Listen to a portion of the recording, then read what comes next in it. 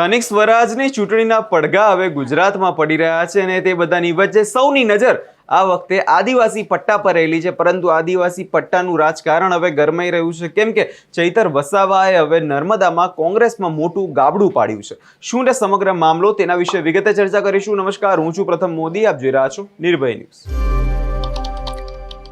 ગુજરાતમાં હવે થોડાક જ સમયમાં સ્થાનિક સ્વરાજની ચૂંટણી જે છે યોજાવા જઈ રહી છે, પરંતુ આ વખતે સૌની નજર આદિવાસી પટ્ટા પર રહેલી છે।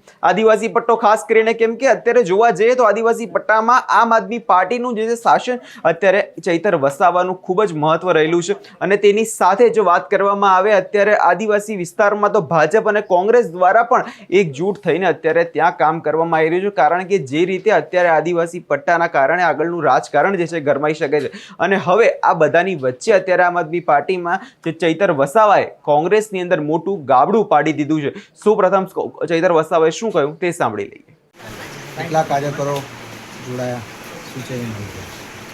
આજે નર્મદા જિલ્લા ખાતે આમ આદમી પાર્ટી પરિવારમાં કોંગ્રેસ સમિતિના ડેડિયાપાડા તાલુકા પ્રમુખશ્રી એવા રાકેશભાઈ રાયજીભાઈ વસાવા અને નર્મદા જિલ્લા કોંગ્રેસ સમિતિના મહામંત્રી શ્રી એવા પંકજભાઈ વસાવા વિધિવત રીતે આમ આદમી પાર્ટીમાં આજે જોડાયા છે, ત્યારે આમ આદમી પાર્ટી પરિવાર એમનું સ્વાગત કરે છે। સાથે સાથે રાજપીપળા નગરપાલિકાના પૂર્વ કોર્પોરેટર એવા સિકંદરભાઈ હોય અને એમની સાથેના તમામ લોકો આજે આમ આદમી પાર્ટીમાં જોડાયા છે। સૌનું અમે અમારા પરિવારમાં સ્વાગત કરીએ છીએ અને બધા જ લોકોનું માન સન્માન પાર્ટીમાં જળવાય, એમના અનુભવનો લાભ બધાને મળે અને આવનારા દિવસોમાં એમને વિશ્વાસમાં રાખીને એમને સાથે રાખીને આવનારી જે તાલુકા, જિલ્લા અને નગરપાલિકાની ચૂંટણીઓ છે, અમે બધા સ્થાનિક સ્વરાજની ચૂંટણીઓ ખૂબ મજબૂતથી લડીશું અને લોકોના પ્રશ્નોને વાચા આપીશું। ધન્યવાદ।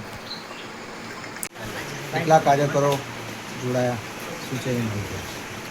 આજે નર્મદા જિલ્લા ખાતે આમ આદમી પાર્ટી પરિવારમાં કોંગ્રેસ સમિતિના ડેડિયાપાડા તાલુકા પ્રમુખશ્રી એવા રાકેશભાઈ રાયજીભાઈ વસાવા અને નર્મદા જિલ્લા કોંગ્રેસ સમિતિના મહામંત્રી શ્રી એવા પંકજભાઈ વસાવા વિધિવત રીતે આમ આદમી પાર્ટીમાં આજે જોડાયા છે, ત્યારે આમ આદમી પાર્ટી પરિવાર એમનું સ્વાગત કરે છે। સાથે સાથે રાજપીપળા નગરપાલિકાના પૂર્વ કોર્પોરેટર એવા સિકંદરભાઈ હોય અને એમની સાથેના તમામ લોકો આજે આમ આદમી પાર્ટીમાં જોડાયા છે। સૌનું અમે અમારા પરિવારમાં સ્વાગત કરીએ છીએ અને બધા જ લોકોનું માન સન્માન પાર્ટીમાં જળવાય, એમના અનુભવનો લાભ બધાને મળે અને આવનારા દિવસોમાં એમને વિશ્વાસમાં રાખીને એમને સાથે રાખીને આવનારી જે તાલુકા, જિલ્લા અને નગરપાલિકાની ચૂંટણીઓ છે, અમે બધા સ્થાનિક સ્વરાજની ચૂંટણીઓ ખૂબ મજબૂતથી લડીશું અને લોકોના પ્રશ્નોને વાચા આપીશું। ધન્યવાદ।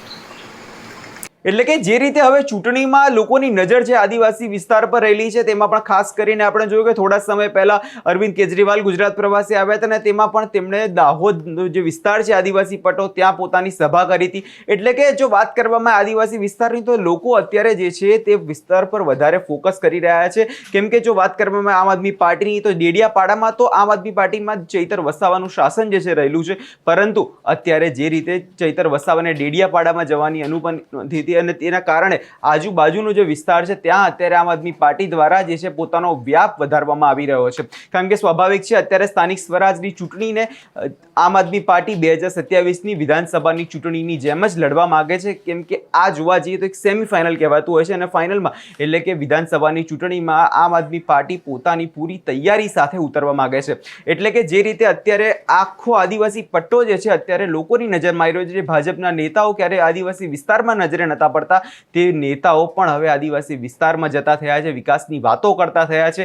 એટલે કે સ્વાભાવિક છે કે ચૂંટણી આવે છે એટલે નેતાઓ પોતાની વાતો, વિકાસની વાતો કરવાના છે, પરંતુ અત્યારે જે પ્રમાણે આદિવાસી વિસ્તારની અંદર આમ આદમી પાર્ટી દ્વારા કામ કરવામાં આવી રહ્યું છે અને તેવામાં અત્યારે કોંગ્રેસની અંદર આમ આદમી પાર્ટી દ્વારા મોટું ગાબડું જે છે પાડી દેવામાં આવ્યું છે, તેના મંત્રી અને મહામંત્રીની જે છે અત્યારે હવે આમ આદમી પાર્ટીમાં જોડાયા છે। એટલે સૌની નજર તો એ રહેશે કે આગળના સમયમાં શું રાજકારણ ગરમાય છે, પરંતુ અત્યારે સ્થાનિક સ્વરાજ ની ચૂંટણી પહેલા નર્મદા વિસ્તારમાં તો અત્યારે મામલો ગરમાઈ ગયો છે। આ વિષયમાં તમારો શું અભિપ્રાય છે અમને કમેન્ટ કરી ચોક્કસથી જણાવજો અને અમારી ચેનલ નિર્ભય ન્યૂઝને લાઇક, શેર અને સબસ્ક્રાઇબ કરવાનું ભૂલશો નહીં।